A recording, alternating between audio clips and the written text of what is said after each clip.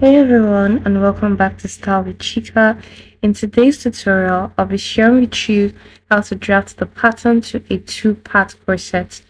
In this two-part corset pattern, I'll be teaching you how to cover up cleavage if you want. So let's get started.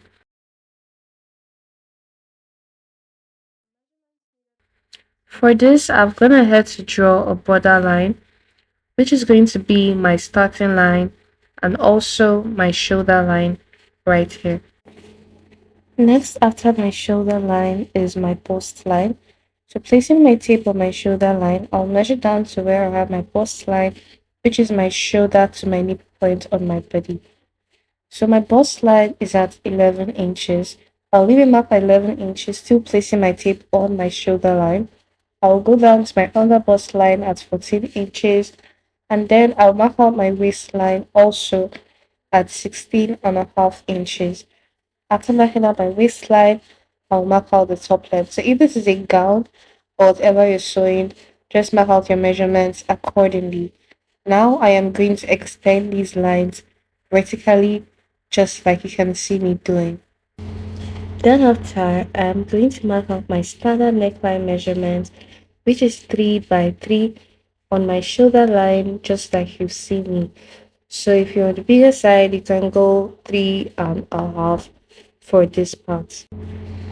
Next, you want to do is to take your shoulder measurements and dividing your shoulder measurement by 2. My shoulder measurement divided by 2 gives me 8 inches, and I'm marking out 8 inches on my shoulder line. From that point, I'm coming down by 1 inch for my shoulder slope, and I will just be connecting with a line to meet my neckline, just like this. Next, after your shoulder slope is going to be your armhole. For your armhole, you can take your round armhole measurement divided by 2, or use the formula, which is your bust measurement divided by 6 plus 1.5 inches. So my bust measurement divided by 6 plus 1.5 inches gives me 7.6 inches. So I'll be using 7.6 inches for my armhole. I'll be placing my tape from where I have my shoulder slope, and I'll leave a mark at 7.6. From that mark, I will just connect upward with a straight line. After which, you're going to extend that same line vertically. This line is labeled armhole. Next, take the measurement from here to here and divide it by 2 by folding your tape in 2. I'm trying to create my armhole curve. So I'm leaving a mark there, making this my midpoint. I'm coming in by 0.5 inches. After coming by 0.5 inches, I will connect to meet my shoulder line. To get the point which I'll connect to at this line, I'm going to be dividing my bust measurements by 4. My bust measurement divided by 4 gives me 9.25. So I'm leaving a mark at 9.25 on my chest line, which is my armhole line now.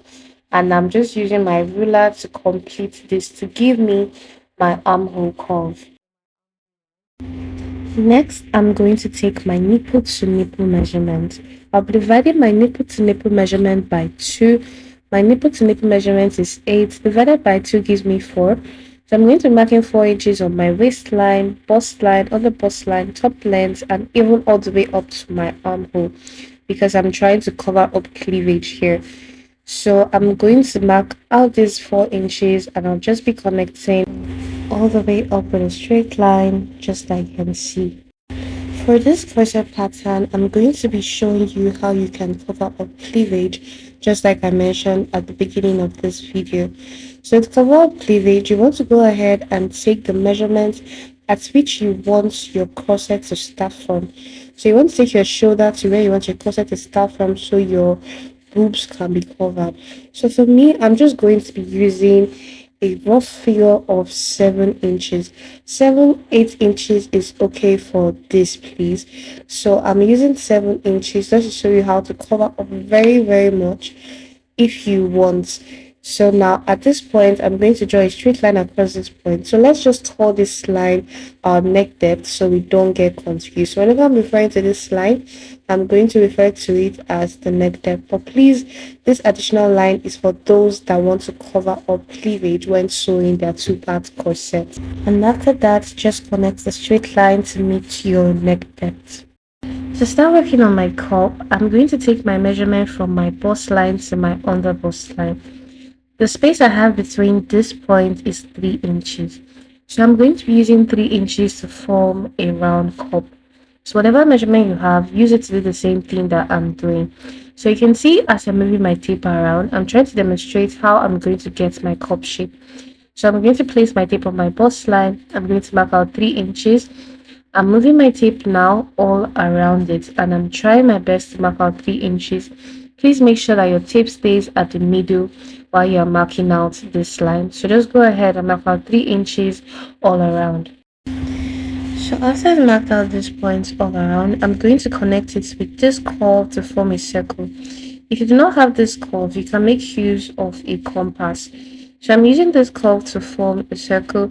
If you also do not have this curve, just go little by little 3 inches to form your circle with freehand. After my circle, I am going to take a dart from my waistline. This dart is dependent on the size of your bust, so the measurement is not the same for everybody. If you're on the smaller side and you don't have a big bust, go 0.5, which is half. So if you're on the medium size, just like me, go on 0.75. And if you're on the bigger side, you can go as much as 1 inch to 1.25. This is solely dependent on the size of your bust.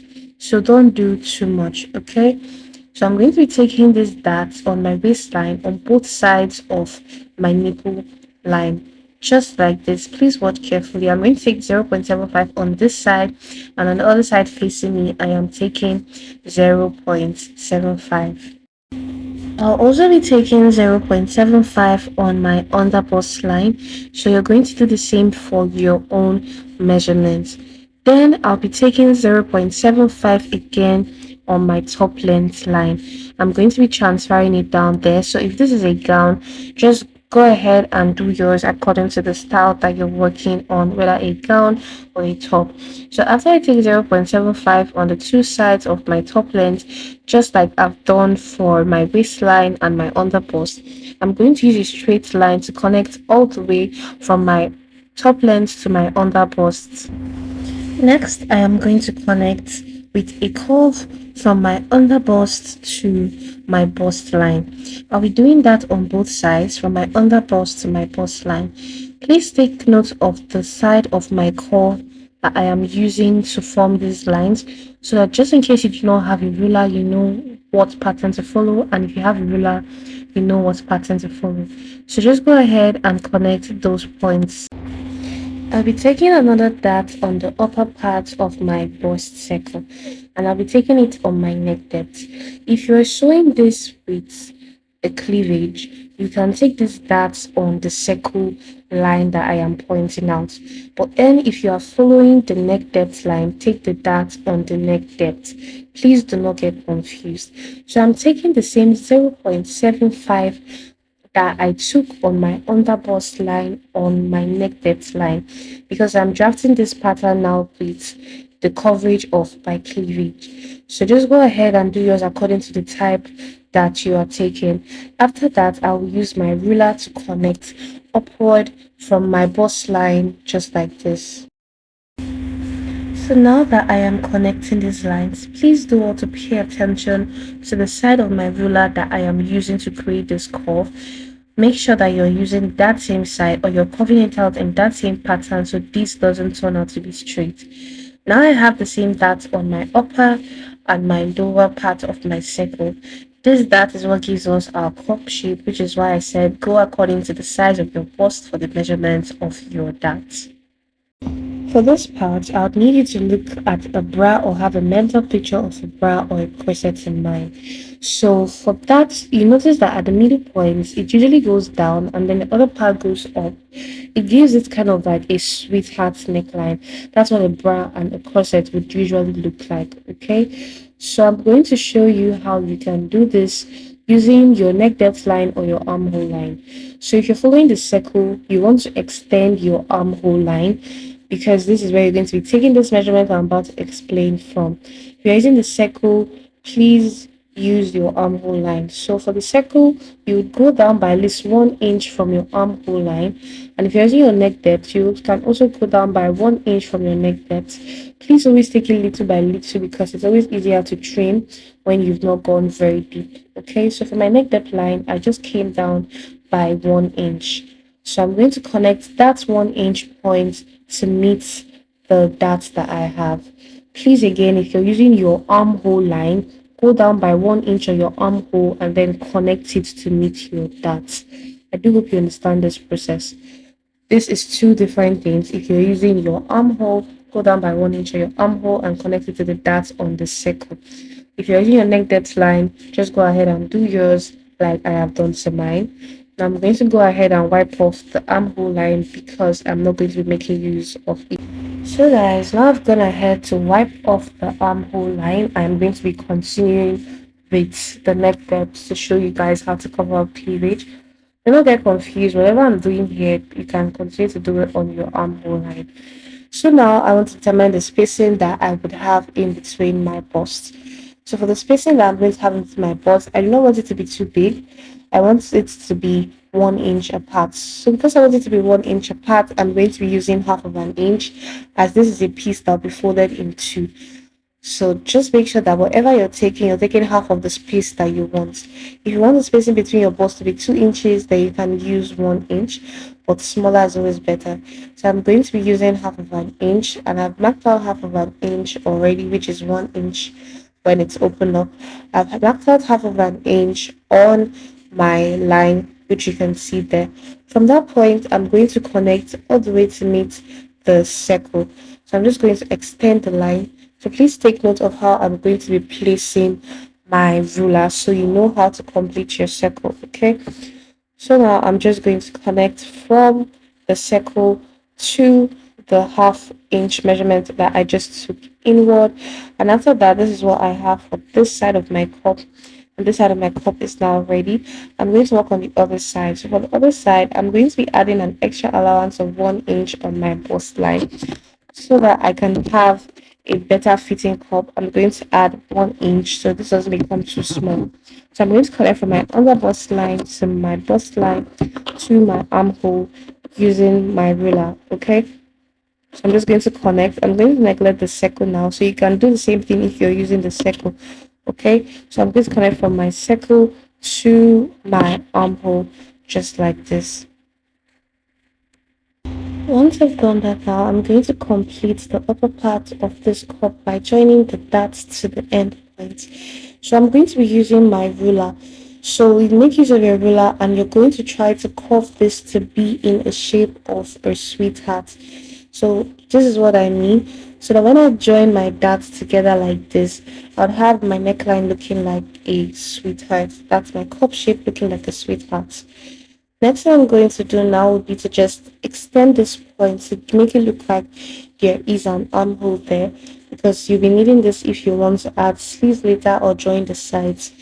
Next thing I'm going to do is take my round body's measurement. I'll be starting with my bust. So on my bust line, I'm going to be marking my bust measurement divided by 4. My bust measurement is 37, and 37 divided by 4 gives me 9.25. I'll be marking 9.25 on my bust line, and I'll just be adding an extra allowance of 2 inches to this measurement just like this. After that, I am going to take my waist measurement, and I'll also be dividing my waist measurement by 4. My waist measurement divided by 4 gives me 7.75. I'll be marking 7.75 on my waistline. Because of the darts that I have on my waist, I'm going to have to replace it. So I'm going to measure the total darts that I have here. and then I am going to replace it on my waistline. Please keep your darts in mind because you're going to be using it on your back. So take note of the total dart measurement that you have in front. You'll be using it to cut out the back. After that, now I am just going to use my straight ruler and I'm going to connect from my waistline to meet my armhole line upward like this. So use your ruler, connect from your waistline to meet your armhole. It's going to be a straight line. After that, I'm just going to make my armhole line look more prominent by using this part. So now this is what I have. I'm going to complete the other parts of the top corset. So if this is a gown you're trying to make, you can just stop it here at the waistline. So for the top length, I'm just going to come down by 4 inches. I'm just going to use a box to complete this one. You can actually use your normal body's measurement to just complete this piece. But I'm just going to be using a dart to show you guys a different way you can do things. So my dart, I just came down by 4 inches from that point, and then I am using my curved ruler to create a box like this. So what you want to do here is totally optional. I just want you to get the idea of how you can draft a corset. So guys, I've just used my marker to highlight this so you can see the paddle belt black is the main body's piece, while the paddle belt red is the cup part. Please ignore the other red line. I was just trying to try out different lengths of tops. So now this is what I have. I'm going to label the corset parts 1 and 2 so I know which one comes before the other. So please do not label yours so you do not mix it up. Now I'm gonna have to cut it out, and this is what I have. If you are cutting this out of your material, you'll be folding your material into 2. So guys, for my cut pieces, there's just something I want to say. So I did it off camera and I didn't capture it on video. So what I just went ahead to do was remove 1 inch from this point. I removed 1 inch and then I curved this in a bit because I felt like it was going to be too high at this point. I didn't touch this part. I didn't touch this part. What I just did was to go down by 1 inch on this point and I cut it out. So since I cut it out here, I equally just trimmed this in, so I blended it in very well. Okay, so I just wanted this one to go a little bit lower at this point and higher at this point. So guys, for the back piece, I'm going to be using the front to draft out the back. So first off, you just want to draw a starting line just like you've seen, and then you're going to take your front piece and you're going to place it on top of this pattern paper. So you're going to place it in a way that you're going to make sure that the space that you have in between is the amount of space that you had on your darts. So in total, for my front darts, I just took the total that I had there and I'm placing it just in between to make sure that this is spaced out. So I had about 1.5 inches space to 2 inches space in between my darts for my front. So I just made sure that this pattern paper is spaced out the same way. And once I have that, I'm just going ahead now to trace out the side measurements that I have and the armhole measurement that I have. And since I've left those marks now, I'm going to complete the side measurements using my ruler. Please do not get confused. You can just go directly and curve out the measurements that you have from your front bodies to the back piece. So now this is what I have. I'm just literally putting back the side measurements that I have.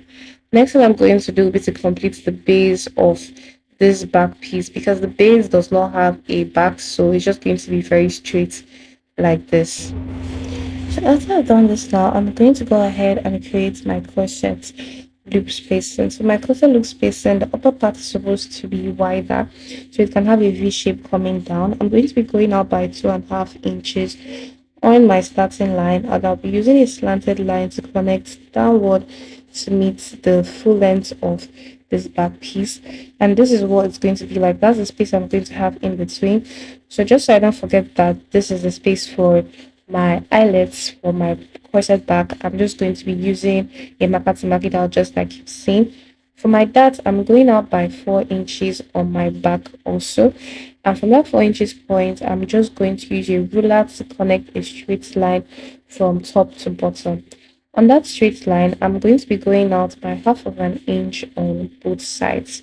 When I go out on 1/2 inch on both sides, I'm going to use my ruler now to connect this straight line again to give me my dart. And once I've done this now, I'm just going to go ahead and cut it out before cutting out a mini neckline. So now, after I've cut this out, having a neckline at this point is actually optional. You can do whatever you want at this point, but I'm just going to show you what it's going to be like if you want to do a neckline. So I'm just doing a random curve just like this. You can leave it straight like I said, or you can put a neckline. This is what it's going to be like if you want to add a neckline to it. You can just go down by at least 1 inch and give this curve like I've done.